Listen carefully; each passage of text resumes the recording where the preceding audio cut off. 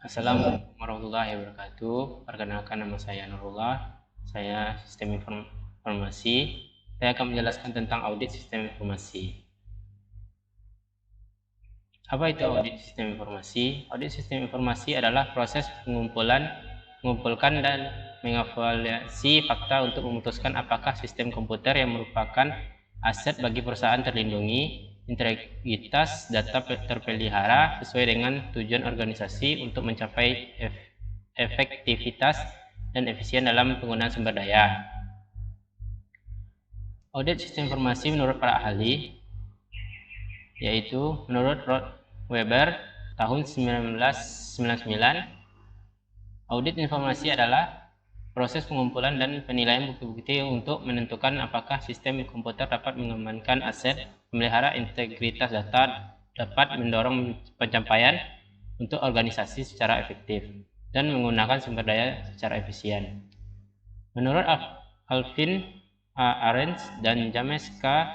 Lobecke, audit sistem informasi adalah pengumpulan dan evaluasi terhadap bukti untuk menentukan derajat kesesuaian antara informasi dan kriteria yang telah ditetapkan. Hal ini berarti dalam pelaksanaan evaluasi dilakukan mengacu pada sejumlah kriteria tertentu untuk menentukan derajat kinerja yang telah dicapai.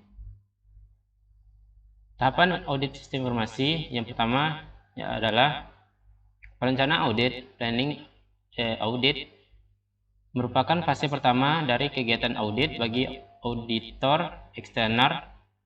Hal ini artinya adalah melakukan investigasi terhadap klien untuk mengetahui apakah pekerja mengaudit dapat diterima, menempatkan staf audit, menghasilkan perjanjian audit. Yang kedua, pengujian pengendalian, yaitu test of control. Audit melakukan kontrol tes ketika mereka menilai bahwa kontrol risiko berada pada level kurang dari maksimum. Mereka mengandalkan kontrol sebagai dasar untuk mengurangi biaya testing. Dan selanjutnya, pengujian transaksi. Menggunakan tes terhadap transaksi untuk mengevaluasi apakah kesalahan atau proses yang tidak biasa terjadi pada transaksi yang mengakibatkan kesalahan pencatatan. Yang keempat, pengujian keseimbangan atau keseluruhan hasil. Untuk mengetahui pendekatan yang digunakan pada fase ini yang harus diperhatikan dalam pengamatan harta dan kesatuan data. Yang kelima, penyelesaian dan pengakhiran audit. Pada fase audit, eksternal audit akan dijalankan beberapa tes tambahan terhadap bukti yang ada agar dapat dijadikan laporan. Tujuan audit sistem informasi. Yang pertama adalah pengamatan aset, yaitu seperti perangkat keras atau hardware, perangkat lunak, software, sumber daya manusia, file, data harus dijaga oleh suatu sistem pengendalian internal yang baik agar tidak terjadi penyalahgunaan aset perusahaan. Yang kedua, menjaga integrasi data adalah salah satu konsep dasar sistem informasi. Yang ketiga, efektivitas sistem. Perusahaan memiliki peranan penting dalam proses pengambilan keputusan.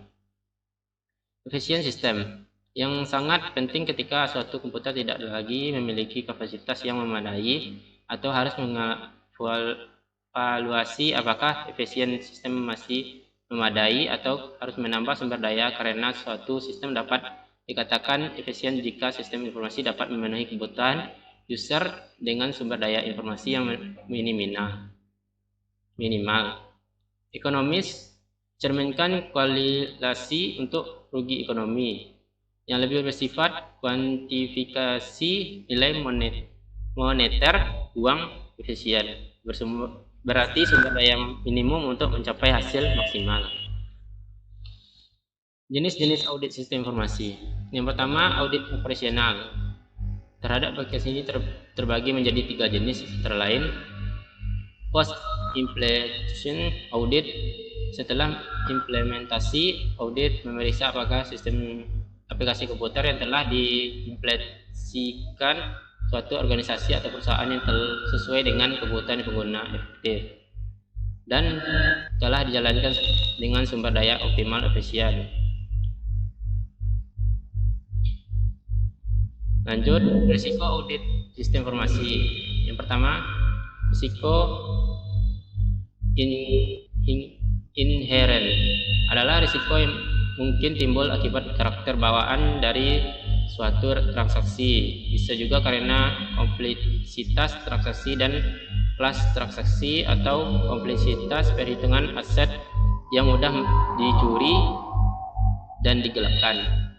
Yang kedua, risiko pengendalian atau control risk adalah risiko yang bisa timbul akibat kelemahan sistem pengendalian internal audit. Yang ketiga, risiko deteksi atau detection risk adalah risiko yang bisa timbul akibat kegagalan auditor dalam mendeteksi adanya salah saji bersifat material dan atau penggelapan fraud. Jadi singkat DR ada dalam kendali auditor. Sekian dari penyampaian saya. Kalau ada kata-kata salah tolong dimaafkan. Wassalamualaikum warahmatullahi wabarakatuh.